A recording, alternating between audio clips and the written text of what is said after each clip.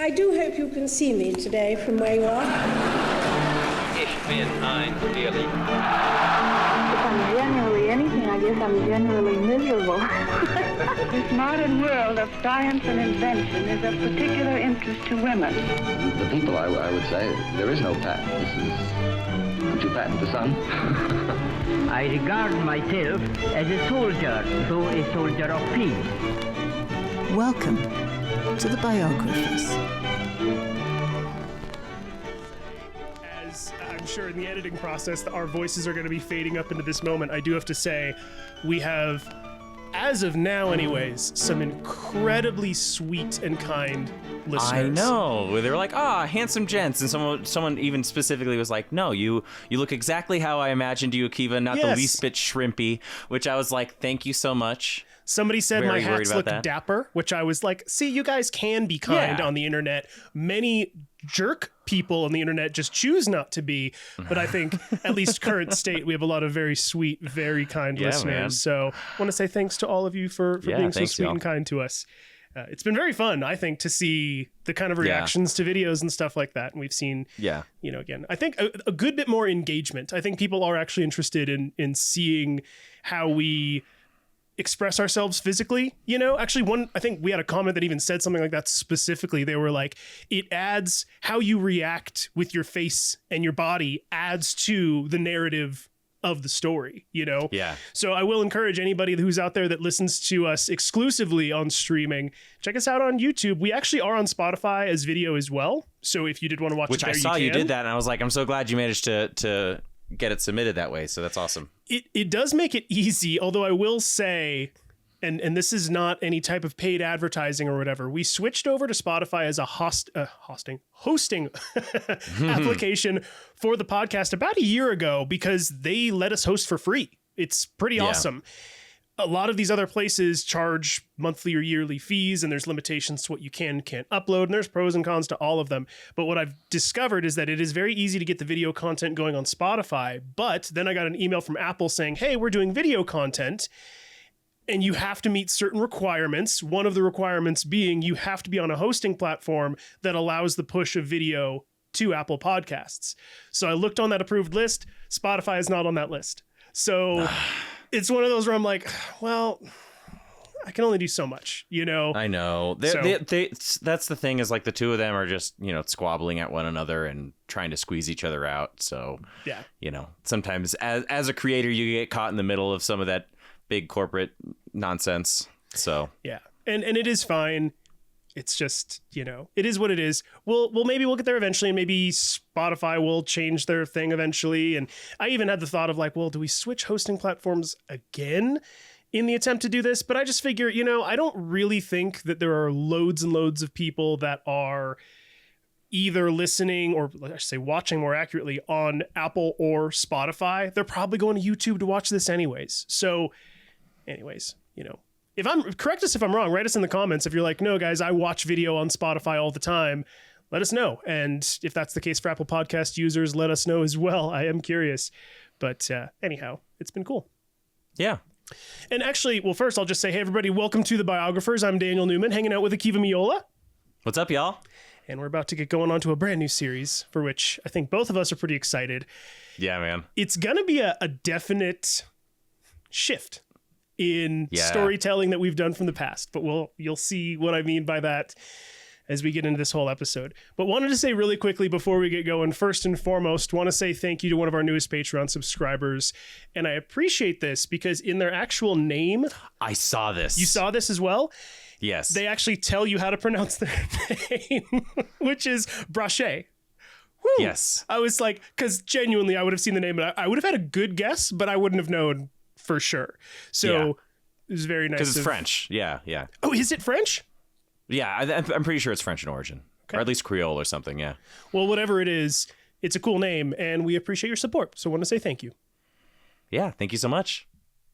And then as always, before we get going, everybody, always like to say, if you want to be as cool as Brachet and you want to give us some support, you can do so by going to our Patreon page, patreon.com/thebiographers.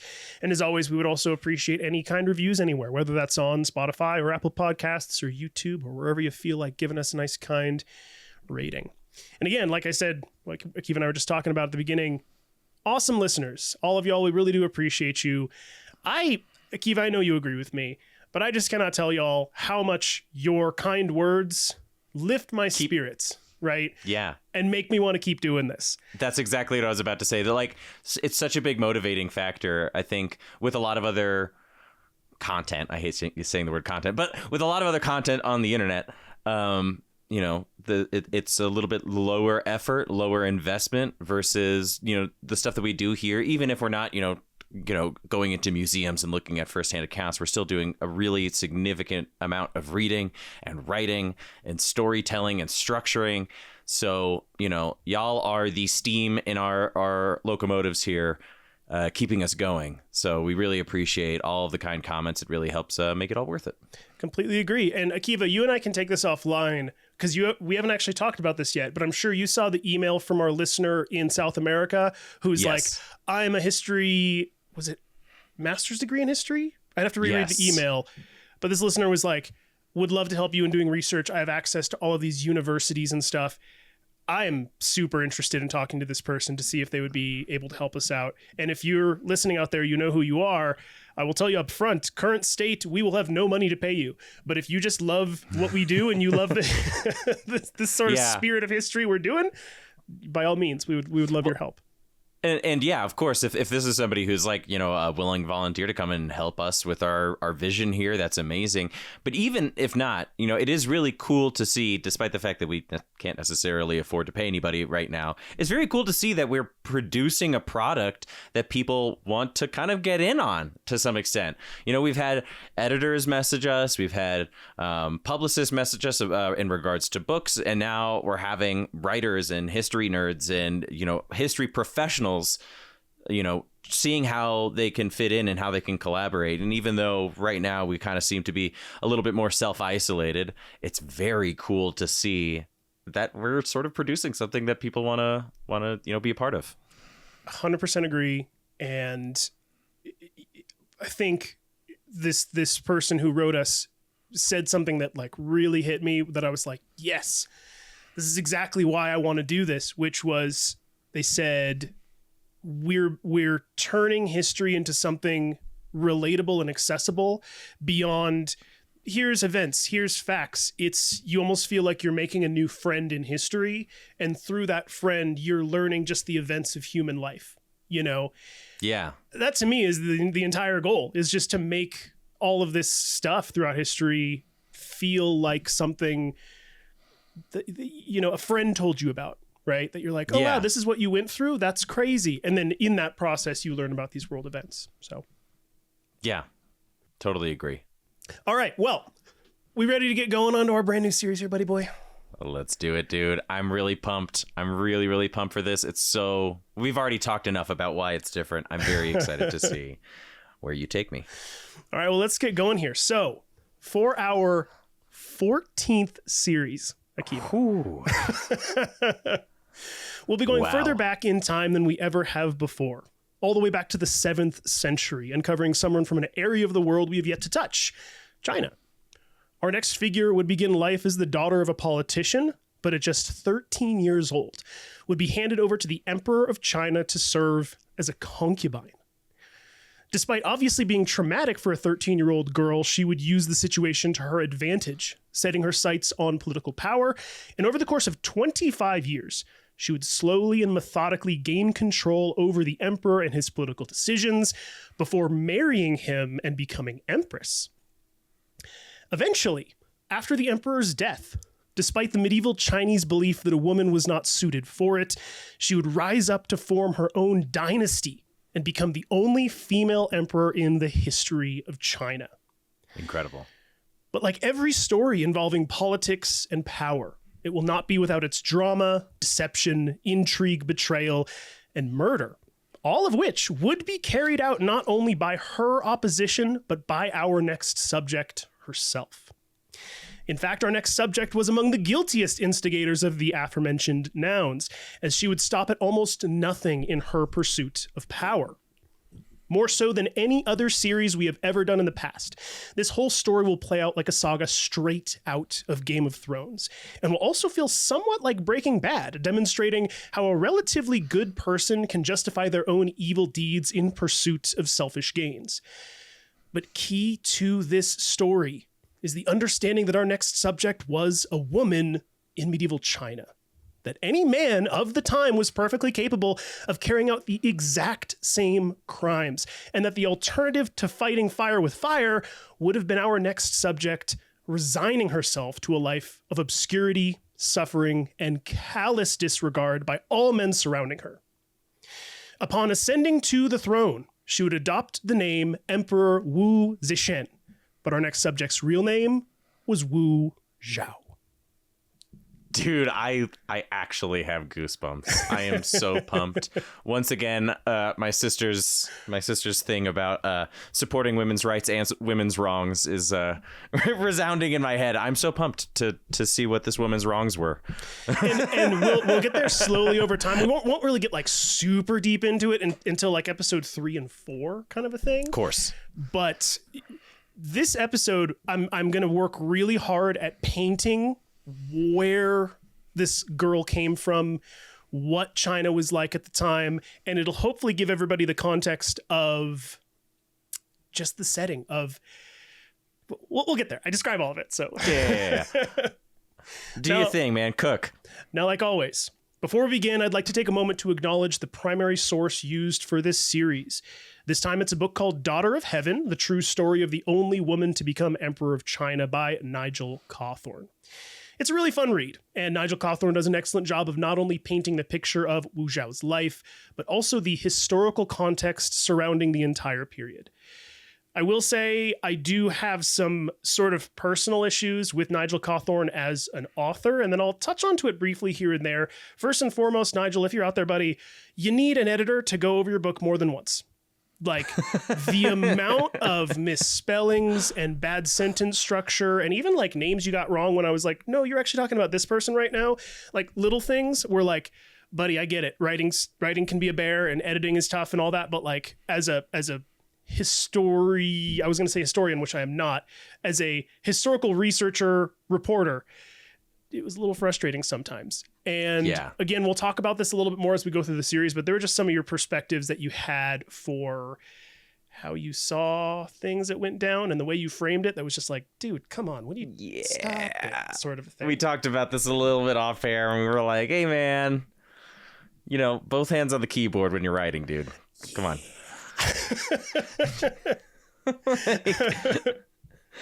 Anyhow. Kind of gross. Anyway. I won't divulge too far. Now, I'd also like to briefly address the elephant in the room, which is a 13-year-old girl being shipped off to be a concubine. Now, I could probably say something about historical context, blah, blah, blah, but at the end of the day, yeah, it's fucking gross. So my goal with this series is definitely not to try and paint some scenario where this type of practice was okay, but rather to show the struggle of women in medieval or ancient times, exposing what life many women were forced into and how some, like Wu Zhao, were able to use the systems imposed upon them as mechanisms for success, turning the tables on the very people whose hands had placed the shackles upon them. Now, there will definitely be some uncomfortable moments in this series, but I will do my absolute best to provide necessary detail thoughtfully and respectfully. But make no mistake, Wu Zhao is no saint. Going from concubine to emperor doesn't just happen. And as a woman, Zhao quickly learned that she needed to be equally cutthroat, if not more so, than all the men around her. We will see throughout this series that Zhao employs all kinds of devious and downright dastardly tactics in her pursuit of power. But important to remember is that the further back we go in history, the worse everything gets, period, no exceptions. So everybody, you have all been warned. Yeah, man. Hey, another shout out. If y'all don't know about this, just, listen to some Dan Carlin, This is, the good prompting there. Now, lastly, this probably goes without saying, but I do not speak any dialect of Chinese. So I apologize up front for my bad. Could you imagine if you just busted out perfect Mandarin?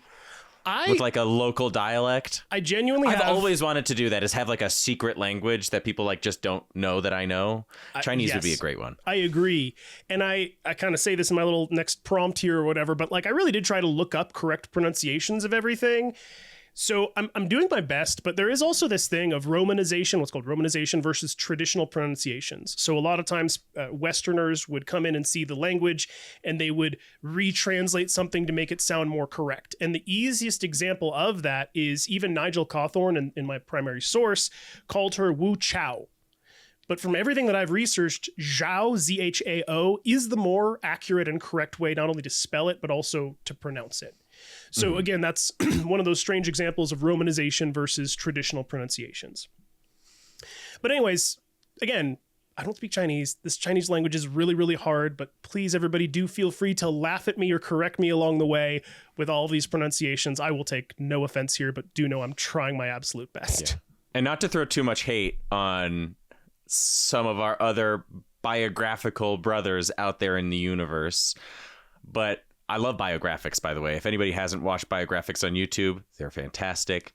But if you listen to their British announcer talk about Wu Zhao's life, he just steamrolls right through every single pronunciation that he can think of in the most insane ways. So anything that you do will be just a little bit better than our boy over at Biographics. So I've even put in phonetic pronunciations for myself in the script to help. But again, I'm still probably not even going to get it fully correct. So yeah, I had to do that when I was doing the Alexander Dumas. All right. All that aside, though, everybody, we've done enough this kind of framing everything. Prompting, so without further ado, let's get into the life of Wu Zhao. Now, Wu Zhao, or Chao, as we said a second ago, depending on who you talk to, was born in the Sichuan region of China in, according to the original Chinese calendar, the first lunar month of the year 3262 on the 23rd day of Zhenshun. And yes, I'm going to say in just a second what this year was, but by this point, this is before the year 1000, China was already at the year 3200. It's kind of like the Jewish calendar where we're like year 5798 or something. And we're talking also about recorded history here. So not even just like traditional history. This is like recorded Chinese history. And also that calendar year of Zhenshun, as an example of romanization, the way that it's written most of the time is Renshan, Renshan. And the actual pronunciation is more along the lines of Zhenshun. Anyways. Yeah. Now shifted to the Gregorian calendar. That would be March 10th, 625 CE. So that's her birth date, 625, March 10th. So like 200 years before the Vikings are even doing anything. Yeah, pretty much. About 125 years after the foundation of Islam. Wow. Yeah. A long time ago. Now, we don't know exactly where she was born, but Zhao's father, Wu Shiwei, worked in the central government during the Tang dynasty, which means she was probably born in either Chang'an or the western capital of Sichuan, which is called Luoyang, which is the eastern capital. I feel so stupid already with this sentence. I know where none of these places are. Wow. I need to... It's pretty central China. So it's not southern, it's not northern, it's pretty center line of China.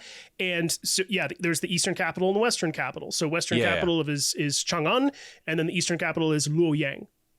Mm-hmm. Now, in accordance with custom at the time, she was given a name 3 months after her birth, Zhao, which means shine or illuminate. Now, fathers at the time generally had the duty of naming their children, so naming his daughter Shine or Illuminate probably means he expected great things from Wu Zhao.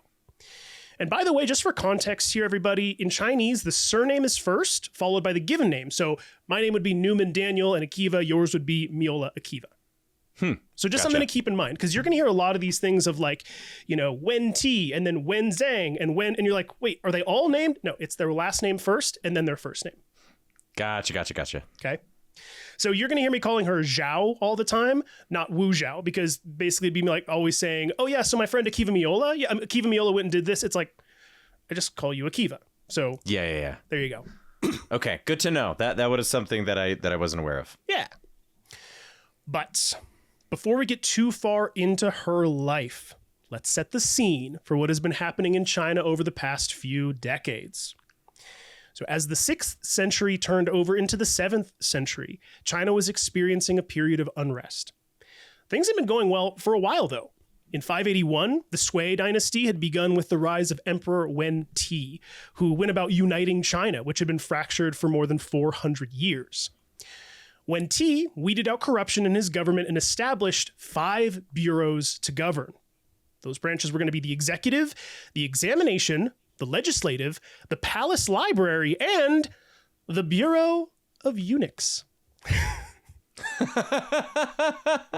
Apparently, an entire bureau of castrated men made for good government, which I actually do kind of understand. I kind of also, hey man, if y'all are listening to this maybe 2 or 3 decades in the future, maybe you're like, I don't get that. But if you're watching the news now, you're like, hey, actually, maybe ancient China is cooking right now. Like, right. Being like, wait, men who have no sexual urgency, they're in charge of the government? Damn it, this is making a lot of sense. Reduced testosterone, you can't really be, well, I guess you could be a pervert if you were particularly inventive, but, you know, that seems like a good deal. But again, it's again, to draw the comparison to Game of Thrones, I can't remember what his name is off the top of my head, but the bald guy. Yeah. He is this steadied, meticulously brilliant person who has no motivation towards anything sexually related, and it actually makes him one of the most brilliant people in the entire kingdom. Yeah. Just saying. Fellas, you know what to do if you want to be smarter. Come on. But in the year 604, Emperor Wen Ti died. It was reported when he died that Emperor Wen Ti simply fell ill and passed away. But historians now know that Wen Ti was actually assassinated by his own son. See, Wen Ti's son, whose name was Yang Guang, tried to rape one of his father's concubines. And upon learning this, Wen Ti made plans to transfer power not to Yang Guang, but to his other son, Yang Yong. Yes, I know, Yang Yong, Yang Guang, but hey, kind of fun too. I'm also I just realized it all clicked. He tried to sexually assault his dad's sex worker. That's so gross. That's so gross on so many levels. It is. Like every part of that sentence has another gross thing worth analyzing. Oh, but buddy, buckle up if that's where you're starting to go, oh, it's going to get way worse from here. The son murdered the dad because he tried to he tried to rape the sex slave that was his dad's property. So more, and we'll get to this in a second, but more accurately, the son tried to rape one of the father's concubines. So the father tried to demote his son. As a result, the son killed his father. Bro! Yeah. Oh my God, I'm buckled in. I'm telling you. It didn't even faze me. I'm not even fazed. So again, Yang Guang, upon hearing that his brother was going to be in line to take over the throne, he just wasn't having it. So he had both his father and his brother assassinated and then seized the throne. Right? Now, upon his ascension, Yang Guang turned out to be a shit leader. He spent way too much money on dumb stuff, like repairing the Great Wall. And he tried to conquer Korea 3 different times, but failed every single time. And all this did was put massive strain on the Chinese economy. And pretty soon the people turned against him and peasants started to revolt. To quash one of the revolts in the Shaanxi province, the emperor sent one of his best generals, Li Yuan, who, upon arriving, met a local man named Wu Zhao, Wu Zhao's father. So again, revolt goes to squash the revolts. He sends this general named Li Yuan. Li Yuan. And this is the shit son who got power. The shit son who got power sends a general named Li Yuan to Li Yuan. Put down this rebellion. And upon dispatching this general, the general meets Wu Zhao, who is Wu Zhao's father. Wu Zhao, yeah. Gotcha. So Wu Zhao and Li Yuan formed a quick bond, and soon Wu Zhao managed to convince General Li to rebel against the corrupt emperor. Wu Zhao even supplied the general with a forbidden book on military tactics, to which the general replied, quote, "Please, say no more. Military books are forbidden, yet you give one to me. I understand the meaning only too well. Together, we will prosper. Yo, this is so good. This is so good. Whew. Now, this resulted in Wu Shiwei becoming a close friend and confidant to General Li. By 615, Emperor Yangti, aka Yang Guang, had conscripted so many men to fight in his armies, few remained to tend the crops, and famine started to spread throughout China. This resulted in China falling into open rebellion. Before long, rumors started to spread that the emperor would be overthrown by someone with the surname of Li. And in a rage, the emperor began executing swaths of entire families with the Li name. That, by the way, Li is like the most common last name on the planet, never mind China. Yeah, dude. So, and that's the thing, is that it was a massive family, so the emperor was just sort of willy-nilly wiping out families. So like, yeah, I heard a guy who wears 2 pairs of shoes is going to try to kill you tomorrow. Like, I heard a guy who sometimes eats a sandwich is trying to kill your whole family. Pretty accurate, honestly. Damn. Now, this whole idea of wiping out the Li family name, it was the final straw. So Li Yuan formed an alliance with a tribe of nomadic Turks, and with an army of 30,000, he began to take China back. Wu Zhao's father, Shiwei, proved to be an invaluable military strategist, and General Li won victory after victory, recruiting other rebel warlords to take up arms with him along the way. The emperor then fled south and saw the writing on the wall grow larger and larger. His time was coming to an end.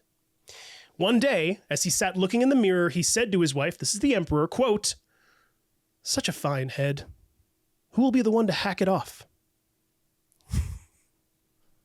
And not long after this, while soaking up some steam in his private bathhouse, a group of Li's rebels ambushed the unsuspecting emperor, and Li soon did indeed possess the emperor's fine head. The emperor's government tried to put the emperor's grandsons on the throne, but they were captured and executed. General Li Yuan had done it. He was now the emperor of China. He assumed the name of Emperor Kaozu, and the Tang dynasty had officially begun.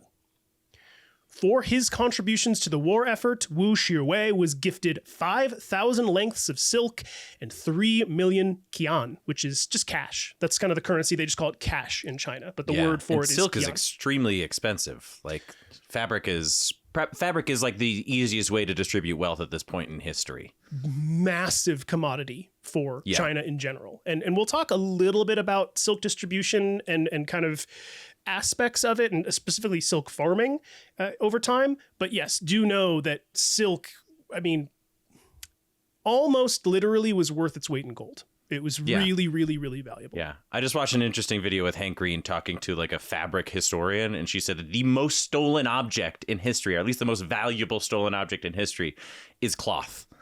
That makes sense. I mean, the amount of processing required to make it, never mind silk, which is the most sought after at this time. I mean, this guy is loaded now. Yeah, genuinely loaded. We'll even talk about that in a few more minutes here. Now, despite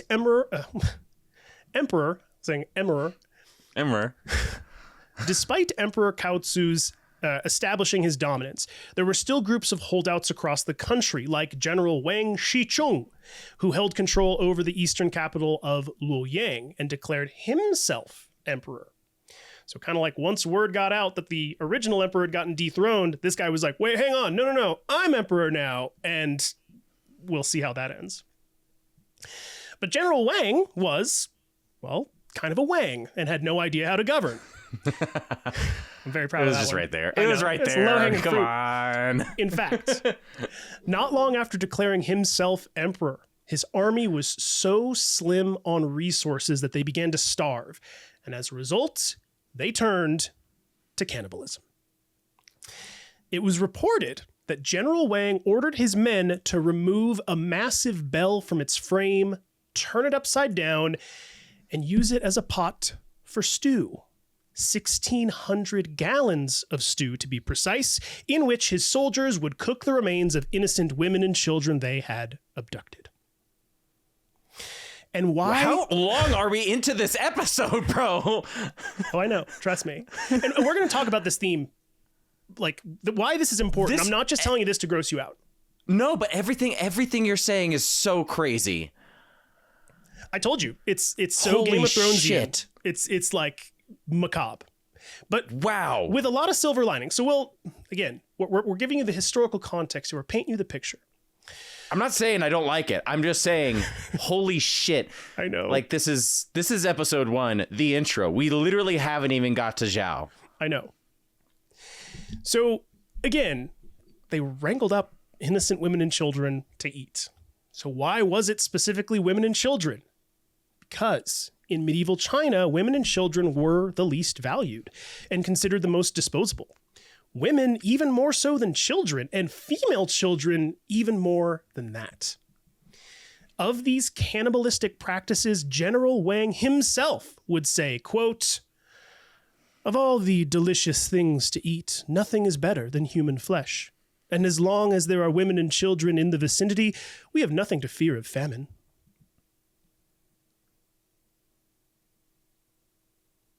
Yeah. Continue. Now, before you all get too judgy, I will say that the further you look... Hang on. No, you cannot use that transition. Hang on. The further you look into history, from you're right. all corners of the earth, the more you will see cannibalism.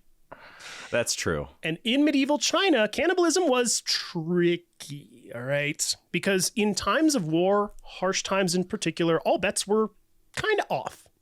Generals were known to feed their concubines to their troops, and parents were known to eat their own children. Jesus Christ.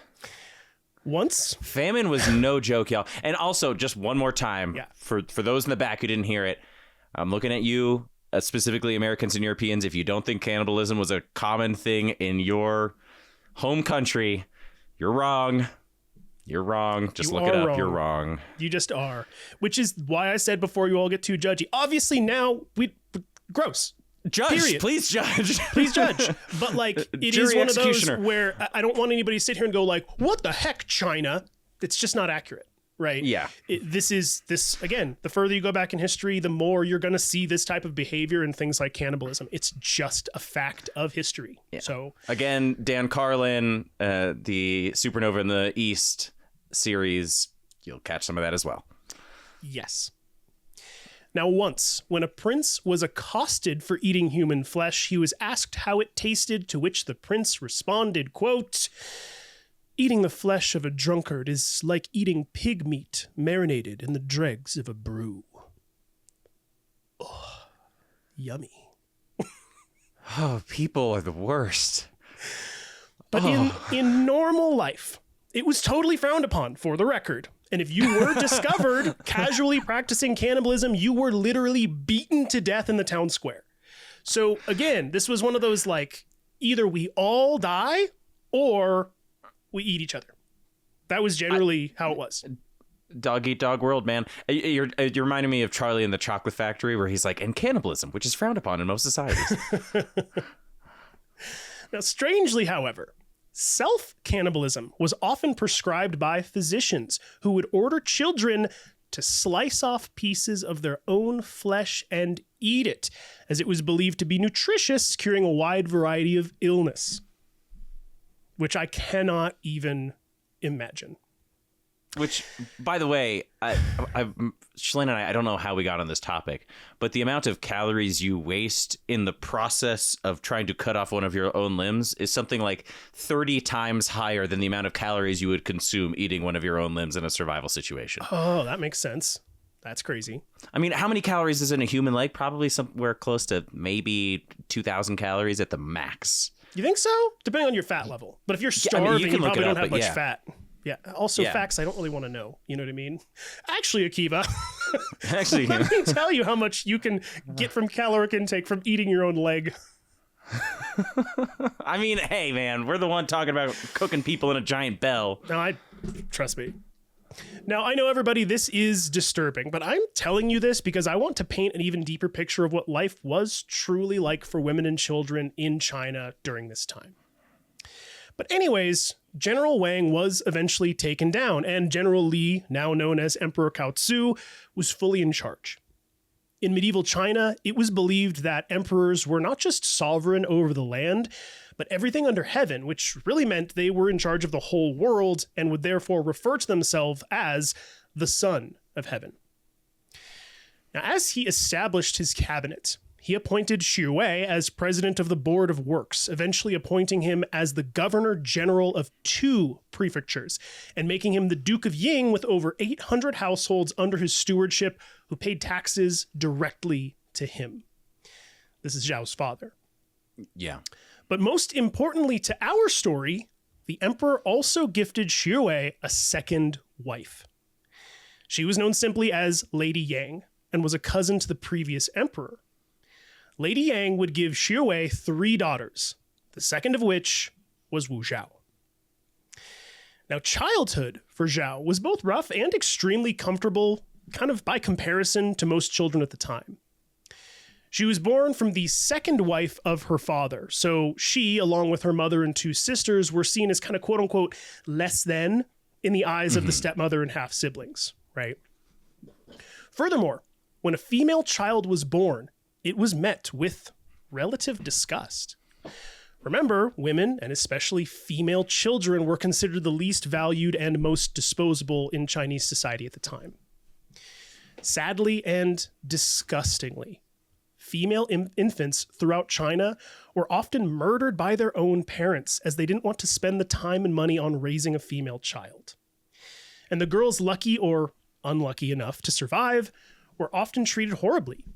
Many times, female infants were simply left on the floor, barely clothed, rolling around in their own waste, and given a single piece of a broken loom as their only play toy, symbolizing their predetermined fate as a spinster. Only on rare occasions would a father love and dote upon his daughter, and Zhao was one of those rare instances, though her father did have to limit his favoritism of her as she was from his second wife. But isn't that horrible about the children? Yeah. I don't even know what to say, dude. Yeah, it's brutal. Holy shit. Now, Zhao's childhood home was less of a home and more of a compound. It was massive, with sprawling gardens filled with flowers, fruit trees, and ponds. The outer rooms were for the men only, while the inner rooms were for the women. The windows were fitted with thin sheets of paper and covered in oil to make them transparent. Or, in wealthier homes like Zhao's, the windows were fitted with panes of sheer silk. Paintings and examples of fine calligraphy adorned the walls, and the floors were covered in Persian rugs or mats made from reeds painted gold. Pardon me, not gold, red. Red mats. Now, around the time of Zhao's birth, chairs and sofas had become popular, so there were plenty of places to sit and relax. Beneath the compound was a massive refrigerator storage unit containing huge blocks of ice carved from frozen rivers in the north, where fruit and meat could be stored for the occupants to enjoy all year. So the Chinese had refrigeration units under their houses. Wow. How sick is that, dude? Yeah, that's not something that we picked up until the 1800s? Yeah, people could contain ice and all that kind of stuff, but not to this level. And again, this was in the early 600s, everybody. Now, the compound also included a schoolhouse, though Zhao would not be welcomed there, as it was considered the mother's job to educate the female children. Female children did sometimes receive a full education, but it was rare. Zhao was supposed to receive instruction only on quote-unquote womanly duties like housekeeping, etiquette, and ceremony, but her mother took it upon herself to teach Zhao to read and write, which led Zhao to study music, history, politics, and all sorts of classic literature. But maybe most importantly to our story, Zhao read all about the laws and customs related to marriage, especially in regards to royalty. We'll get there later. This would prove to be invaluable knowledge for Zhao later on in life. And as for Zhao's appearance, she was apparently one of those lucky humans gifted with beauty from day one, and her beauty was discussed for literally hundreds of miles around. But something important to note, around the time of Zhao's birth, Emperor Cao would be dethroned. His son, Li Shimin, would murder his own 2 brothers, putting him in line as the sole heir to the throne, and then organize a coup to bring down his father. Wow. Emperor Cao admitted defeat and would spend the rest of his life as a retired emperor, while his son, now called Emperor Taizong, reigned over China. Regardless, Zhao's father was still favored by the emperor, and the family continued to receive appointments and gifts. But then, around the time of Zhao's 10th birthday, her father, who was nearing 70 years old, which was a very ripe age for the time, became sick and died. Incredibly, it was Zhao's mother, Lady Yang, who would step up as the head of the household. And the first order of business, once she kind of took everything over, was doing away with the old Confucian ideals, which put favor on men over women, and instead implemented Buddhism, which considered men and women equal for the most part. I've kind of looked into some more Buddhist teachings, especially more medieval and ancient ones, and it wasn't quite equal, but it was way more equal than Confucian. Far more tempered, yeah. Yes. Now, as a kid, Zhao was seeing firsthand that nothing was set in stone, that rules shifted with power, and power could come to those brave enough to stand up and take it. So with no real male voice telling Zhao what she could and couldn't do, she quickly turned into a tomboy, dressing in boys' clothing, running around outside, getting dirty, climbing trees, and generally causing trouble. It was from these experiences that Zhao would learn both the yin and the yang of her spirit, the male and the female, which for anybody that doesn't know that is what yin and yang represents. Yes, it means balance, but very specifically, yin and yang is the balance between the male and female energy. So just something to think about. Now, it would be a happy but short-lived time in her life where she could seemingly be her true, genuine self. But by the year 638, when Zhao was just 13 years old, rumors of her beauty had spread all the way back to the imperial palace. Zhao's cousin, who was already a concubine in the royal harem, personally suggested that Zhao be considered as a new recruit. To see what all the fuss was about, the emperor dispatched his nirshi. Any guesses on what a nirshi is? I have an idea, but I don't think I'll like it. Essentially, it was the emperor's personal pimp. Yeah, I had a feeling. It was a specially assigned lady of the court whose sole job it was to organize the emperor's sex life. No shit. That's fucking crazy. So, the nirshi went to see if Zhao fit the bill of beauty expected by the emperor. Now, we don't have any paintings of what Zhao looked like as a child, but we do have written, detailed accounts of what men defined as beautiful back then, or at least what was supposedly prized. Now, I'm about to get into a bit of history that's pretty gross, so if you don't want to hear this, everybody, please do skip ahead. But I do think this is important stuff to report on, as it will paint a better picture as to the general piggishness of men back then and what women were truly up against. So in a book from the time called Secret Prescriptions of the Bedchamber, which, yes, that was an actual, studied book during this time by the higher-ups. Checks out. In a specific section of the book called Women Suited for Coitus, it reads, quote, "A man should pick a young woman whose breasts have not yet developed and who are well covered in flesh. They should have hair fine as silk and small eyes, where separation of the pupil and the white is well defined. Her face and body should be smooth and her speech harmonious. All her joints should be well covered in flesh and her bones should not be large. Either she should have no pubic hair or other bodily hair, or it should be fine and smooth." A little bit child. Yeah. So you're just describing a prepubescent child. Yeah. Cool. Yeah, right? Told you. I was like, if you want to skip ahead on this one, it's gross. But again, this is I think, important to understand because this was... Man, nothing's changed, huh? Anyway, skip. Not going to say that. Give you like 2 sentences.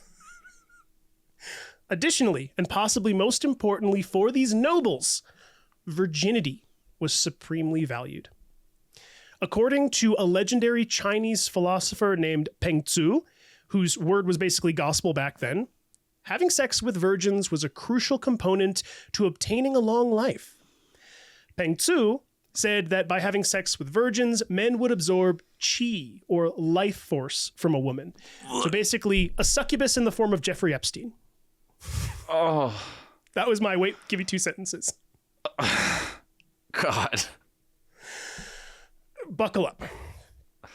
Peng Tzu would write, and again, another warning here if you want to fast forward, quote, "If a man wants to obtain the greatest benefit from sex, he should find inexperienced women. Making love to virgins will restore his youthful looks. One should have frequent intercourse with young girls, but emit semen only on rare occasions. This method makes a man's body light and will expel all diseases. The ideal virgin is between 14 and 19, though any woman under 30 will do, provided she has not had a child. My late master followed the principles strictly, and he lived to the age of 3,000. One can become immortal if one takes herbs at the same time. One cannot achieve one's aim of preserving health and prolonging life with just one woman. You have to make love to 3, 9, or 11 women a night. The more the better. What a pity there are not more virgins about." Just gonna give that one a pause. Let that one sink in for a minute. Oh, God. So, and we'll talk about this a little bit more. The reason that I wanted to bring all this up, just to give you the context for the story and again, what women were up against or whatever, it wasn't even about, according to these sort of philosophies or whatever, it wasn't even just about being like, oh, young women are beautiful. Quite literally, they were conflating into this concept that young virgins made you live long. So trying to constantly recruit literally children into the royal harems or even not even royal harems, just like these landowners' harems, this was supposedly meant to extend a man's life. So it wasn't like just objects of medicine. Yeah. Correct. So it wasn't, and think about that too. That's a great way to phrase it, because now we're getting past this idea of just being like, oh, here's my sexual preferences. I'm a horn dog. I'm gross. It's like, we're now seeing women in this age as a literal commodity for health. I would liken it to the reason rhinos are getting wiped out in Africa. It's because there are all these, and this is China directly, I'm looking at you, China. There's all these sort of medicine men who are like, no, rhino makes you get a boner for longer. And so they're wiping out all these rhinos just to take their horns and grind it to a powder and drink it. That's the same comparison I would draw to how young women are seen at this point in China. Yeah, man. Pretty nasty. Whew. I know. Man, it also reminds me, well, I guess there is a victim in this, but the victim is more amorphous. But I was about to say the mummy craze that they had in Europe in the 1800s, where they were just like, let's just dig up bodies in Egypt and eat them. Correct. You know, I mean, 100% at least those correct. guys were dead, you know? Yeah, very accurate. And I think an apt comparison as well. So, when the Nirshi arrived to inspect Wu Zhao, all of these things we just talked about, these were the things that were on her mind. Now, we do not have a written account of how Zhao was personally evaluated, but we do have written accounts of how Nirshis from the past also evaluated potential concubines. So we can pretty safely assume Zhao went through this exact same process. Again, another little bit of a trigger warning here, everybody. This one is a little bit rough. So, the Nirshi took Zhao into a bedroom and locked the door behind her. After feeling her hair and gauging how soft it was, Zhao was then ordered to strip off all her clothes. If Zhao protested, she would be told it was an imperial order and that she must obey, lest she suffer the consequences. The Nirshi then proceeded to basically grope Zhao's entire body from head to toe, making sure her skin and bones were up to code for the emperor. Last but not least, Zhao was ordered to open her legs so that the Nirshi could verify that Zhao was a virgin. She was, to which the Nirshi cried, quote, She is a pure and chaste virgin. And with that, Zhao's fate was sealed. Despite her tomboyish appearance, the Nishi decided that Zhao was indeed worthy to join the royal harem, and plans were quickly made to bring her to the royal palace. Jesus. It's a rough one, told you. Whew. Man. I think it's just like, it has to be just some obsession with people in power of like, I got everything and this is such a faux pas that it's the only thing that I cannot have, so I must have all of it. Yeah. I don't want to quantify it or explain it, but that's, man, nuts. So now she's basically locked in this, if you want to call it, profession. Correct. Okay. Now, supposedly, being taken in to join the royal harem was considered a great honor at the time. I bet it was. But I'd be willing to bet that if we got into a time machine and had a few conversations with the women of China in the 7th century, we'd hear a different story. But Stockholm Syndrome is also a bitch, so maybe I'm wrong.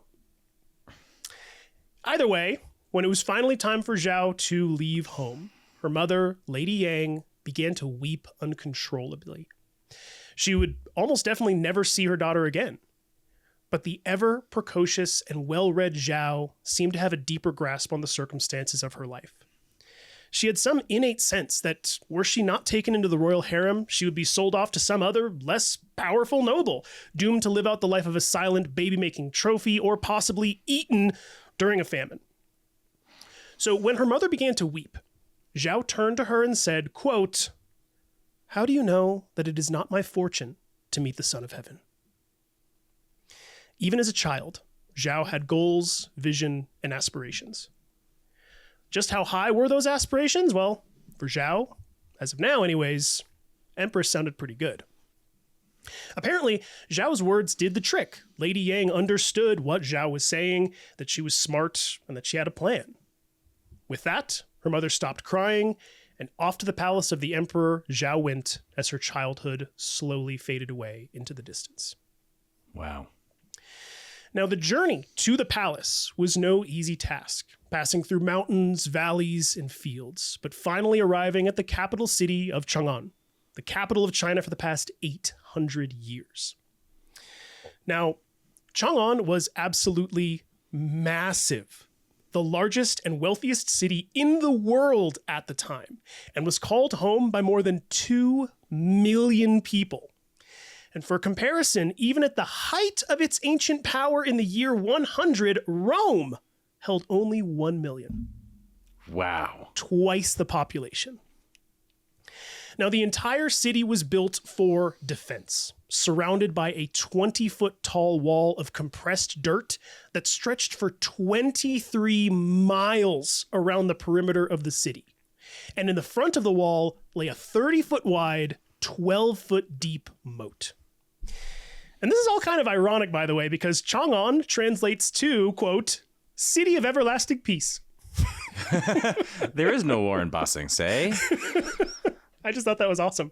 Yeah. It's like, this whole place is built for defense, but it's called the City of Everlasting Peace. It's kind of funny. Now, the entire city covered some 33 square miles, and all the streets corresponded to the cardinal directions, north, south, east, west. There were 6 main roads, basically like freeways, 3 that were going north to south, and then 3 that were going east to west, all of which were 500 feet wide and lined with massive trees that shot 75 feet into the sky. And as an interesting little aside, there were even speeding laws in place. So if you were caught speeding on one of these main roads, you were sentenced to 50 thwacks with a thin metal rod. And if you injured or killed someone because you were speeding, you were sentenced to 60 thwacks and then strangled to death. Well, also, how do you know somebody's speeding back then, huh?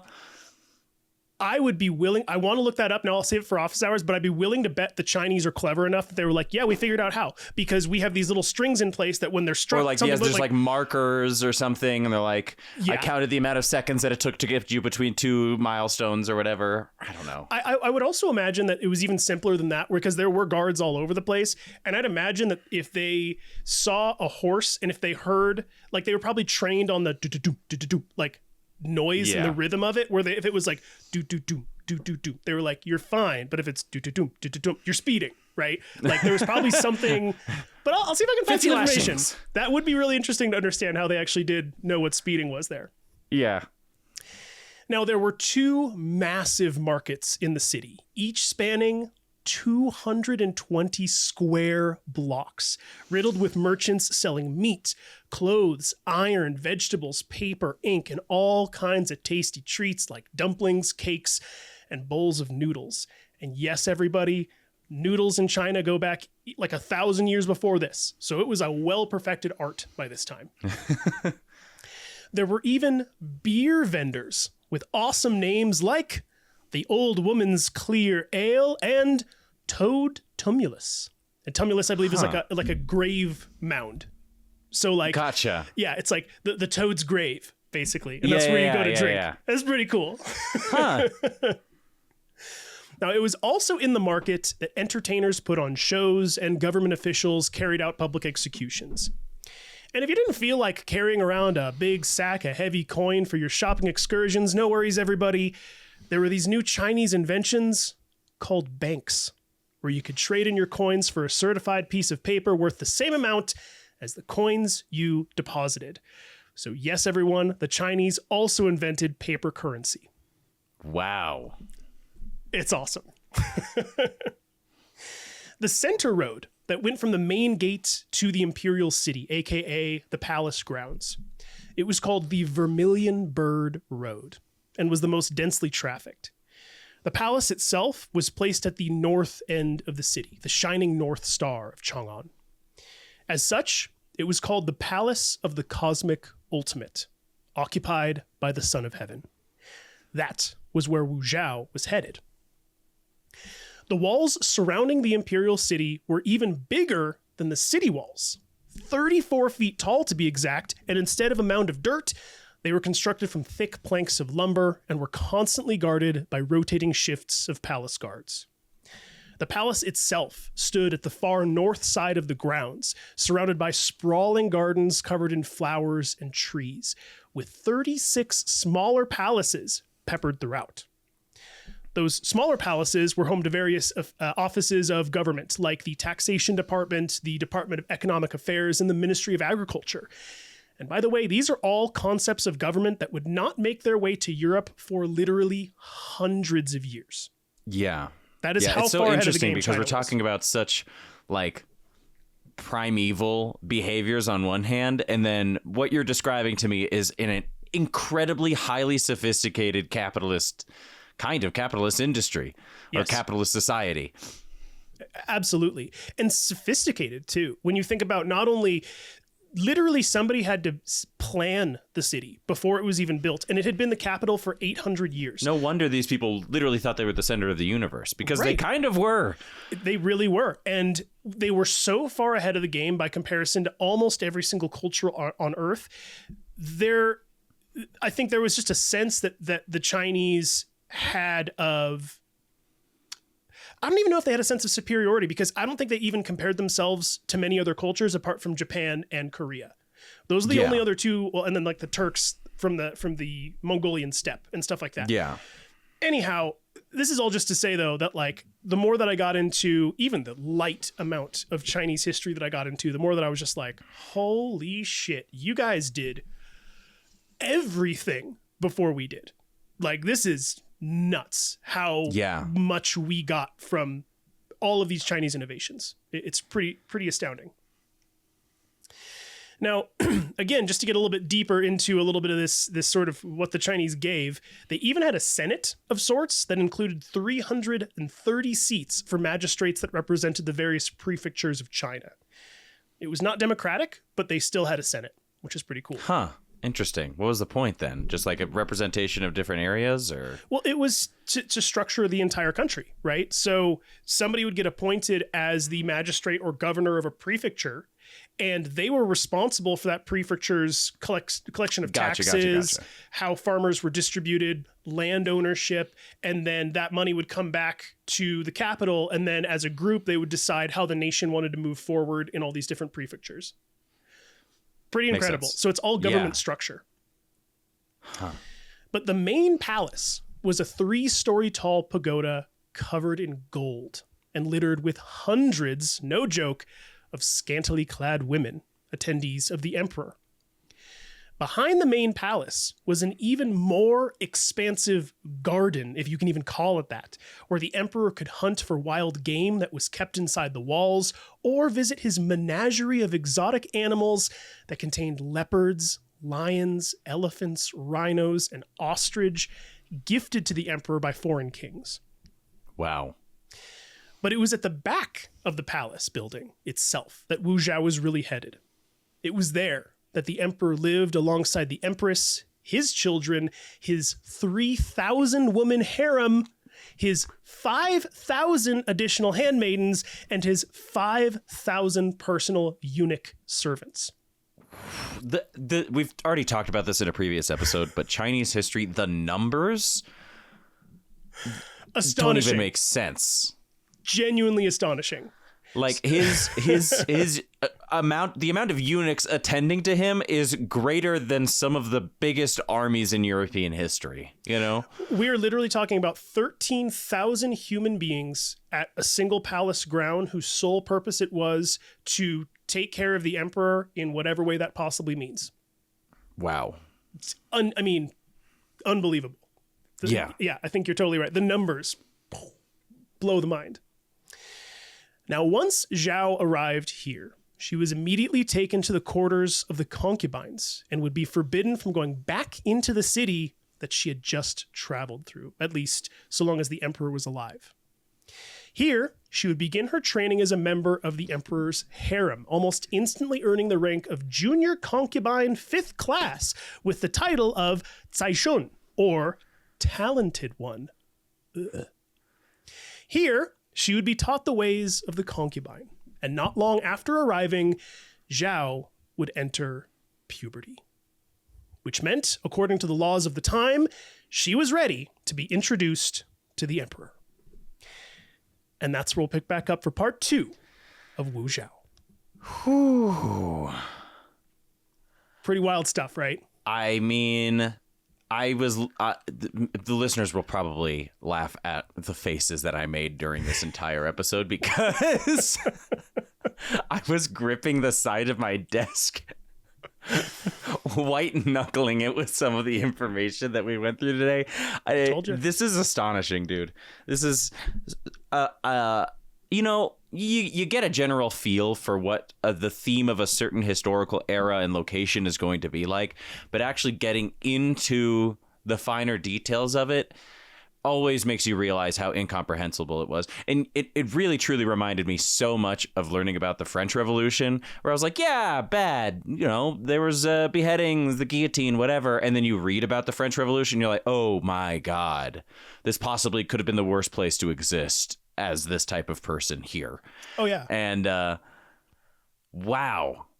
And, away from just the negative stuff, the magnitude of Chinese history could never, ever be understated. Completely agree. And again, I had to be very picky, everybody, on what information I could share. And I was very strategic. And Akiva, you had actually said this in one of our previous conversations where you're like, I'm really excited for the world building that we're going through. Yeah. That was really my main goal here. And as I'm sure everybody got to the end of this episode and went like, dude, I barely learned about Wu Zhao. And I'm like, correct, because you needed to understand the circumstances surrounding her entire life in order to understand where she ends up going her behavior. In life. Yeah. Exactly. So not only when it comes to how, brutal heirs to the throne could treat each other, their own family, like, oh, I'm just going to kill my brother. I'm just going to kill my dad. I'm going to rape his concubine. I'm going to it was so callous and disgusting, frankly. But my hope is that as we go forward and as you start to see some of the things that Wu Zhao does herself, it will soften the blow where you're going to go like, oh, that's still bad. But like, this is also just the reality of this world she was living in, you know? And again, when I said at the beginning of the episode here, where I drew the comparison to Game of Thrones, it's like, sorry, everybody, when you watch Game of Thrones, it's like the good guys basically never win. The virtuous good people that are like, no, I'm going to do things the right way. It's like, yeah, an assassin gets sent to them the night their throat gets cut, and then they're done. Then the world continues to turn. And it's the dicks like Cersei who are like, you know what? I'm just going to, whatever I got to do. I'll burn this place to the ground if it means that I don't get pushed over to the side. You know? Yes. That is very much the circumstances of this, especially, you know, royal arena here. Yeah. And it definitely will add context to Wu Zhao's behavior as we get into it. Yeah. So I don't think it was anything that necessarily needed to be omitted because it's the thing that is directly in contact with the character's life. But still, man, wow. Yeah. What a fucking world. Yeah. You know, you think, oh, surely no one has experienced this horrific thing that I've just come up with in my head. You know, sometimes you drive in your car and you just like your mind starts to wander and you start thinking of all sorts of crazy shit. Somebody has done that crazy shit. That impulsive thought that you just had that you're like, oh God, I wish I didn't think of that. That was someone's career. Yeah. like, oh, I know. Wow. It's, and again, everybody, wow, we're just getting cooking here when it comes to a lot of the gasps. Just don't say cooking. Please never say cooking again. When you got to like the noodle, you were like, and they have delicious noodles. I'm like, my appetite is gone. This is fair. I have no rebuttal for that. But there's still a lot of very cool, I mean, I hate to say cool, but fascinating, regardless, stuff that happens here. And again, for anybody, as we go along through this entire series, we're going to continue to get into some areas of genuine uncomfortability, right? You're going to shift in your seat and go like, ew, I don't really want to listen to this or whatever. Yeah, I had to read through fucking 5 chapters of just like descriptions of Chinese sexual acts, and I've distilled it down to something remotely digestible for you. So you're welcome, first of all. Yeah. But it also did, like I said, it kind of gave me this understanding of, if I didn't know this, and if I didn't know how women and children were treated throughout this period of history, I would have been a lot more disgusted by what ends up happening throughout the rest of Wu Zhao's life. Yeah. So hopefully that is the case for all of y'all as well. And quite frankly, I just thought all of this Chinese history was utterly fascinating. The game completely of chess fascinating. being played, you know? Yeah. And all that. Yeah, man. I mean, it really, like, the way you set this up is very much like you set up a fantasy world, right? Because, and I think a lot of people who are pretty well versed in modern history, and particularly modern Western history, might, you know, agree with that sentiment, because there is so much to it that feels familiar, but also just enough that is completely outlandish and completely incomprehensible that you are doing a little bit of fantastic imagining as you're trying to come up with how a 500-foot wide road would work with 70-foot tall trees going down the center and 30-foot high walls surrounding a palace with 13,000 servants, all meant to serve one guy. Yep. Like these are numbers that you can read, but not numbers you can fully understand. You know what I'm saying? Yeah. Yeah. And even then it's like, you think about it, like, oh, a 33-mile wide city walls or whatever, but it contains 2 million, not 22 million, 2 million people. That's still pretty packed. That's still pretty busy, that entire city, you know? Yeah, they're living on top of each other. Like, in my head, I'm like, there has to be like skyscrapers or something to accommodate this, you know, like, but obviously not. Well, so not quite skyscrapers, but they genuinely had architects. Like, they understood. They built up a lot about structural integrity. So they could build with relative ease 2-3-story buildings. Way later on in Zhao's life, she actually commissions the structure or the building of a 7-story pagoda. Wow. So like, this is a pretty sophisticated architectural culture. they could build a and lot that's of 600 big things. AD. Yeah. Yeah. CE, Wow. Akiva. Oh, yeah. CEO. Well, whatever. Same shit. I just get, whatever. It doesn't matter. We have to get into it. It's just Common era. It's the new historical way to frame the Gregorian calendar timeline. But anyways, okay. Yeah, Neil deGrasse Tyson has a very good explanation as to why he's an AD guy, and I am also an AD guy, even as somebody who is not Christian, because we know when 0 was, we know what 0 was about. So, non sequitur. Yeah. Fantastic episode. Thanks, buddy. Holy shit, dude. Yeah, and we're gonna keep well getting. done. I hope everybody really, really enjoyed this. I did. I was at the edge of on the edge of my seat. This was fantastic. Thanks, man. Yeah, I'm honestly really excited about this entire series because every single episode is going to have some flavor of this. Like, there's all these cool twists and turns on how things are going to be happening with all these different people and how Wu Zhao gets into all of this. And I'll give the warning up front, everybody, and I even will give it at the beginning of the next episode. It's part of my introduction. We are going to get into some horny territory with this next episode, and not in a way that I enjoy. Okay, just for the record, it's just one of those like holy shit. There's going to be a lot of sexual stuff in the next episode. We're gonna have some P Diddy behavior, dude. Ye old Diddy. You don't even know, but yes. And again, I think I did a really good job of turning it into something that's not just like a disgusting list of sex stuff. It's hopefully digestible and like you go, got it, and we can move on or whatever. Got it, and we can move on. Yeah. No, I know what you're saying though. It's still important for context. I mean, this is literally this person's job, whether or not she likes it or what. Yeah. So it's still incredibly relevant to the story, just like telling the awful history of how Alex Dumas managed to make his way to France, and the context of all of that was still relevant to his story as well. Totally. Well, cool. All right, we'll wrap it up here, everybody. Hope you enjoyed this first episode of Wu Zhao. Obviously, we'll be back in 2 weeks for the next episode. Like always, if you are enjoying the show, you want to give us some support, you can do so by going to our Patreon page, patreon.com/thebiographers. If you want to give us a nice review somewhere, we'd appreciate that as well. For any questions, comments, corrections, you can shoot us an email at thebiographerspodcast@gmail.com. And then, like always, Akiva, what do we got going on in the world of metal? So, if you are in Denver, if you're in Colorado, you're planning to be in Colorado, and you want to learn a little bit about knife making, and you want to meet me, you can check out hardyandfuller.com. I am basically the head knife making instructor at the school at this point, and I teach knife making every weekend, whether it's for total beginners who've never even swung a hammer once in their lives to people who are really interested in Damascus making, chef knife making, even making daggers, right? So check out Hardy and Fuller if you want to make a knife, and if you want to buy a knife, we have tons of stuff on the website. Check out Metalwork by Meola, MEOLA.com. The code Biographers will get you 10% off any of your orders, no matter what it is. Beautiful. Right on, everybody. Well, we will give you the rest of your day back, but again, hope you enjoyed it. We'll see you next time, and do remember, like always, ignorance is not stupidity. It is the absence of knowledge, and I do hope you all learned something today. See ya.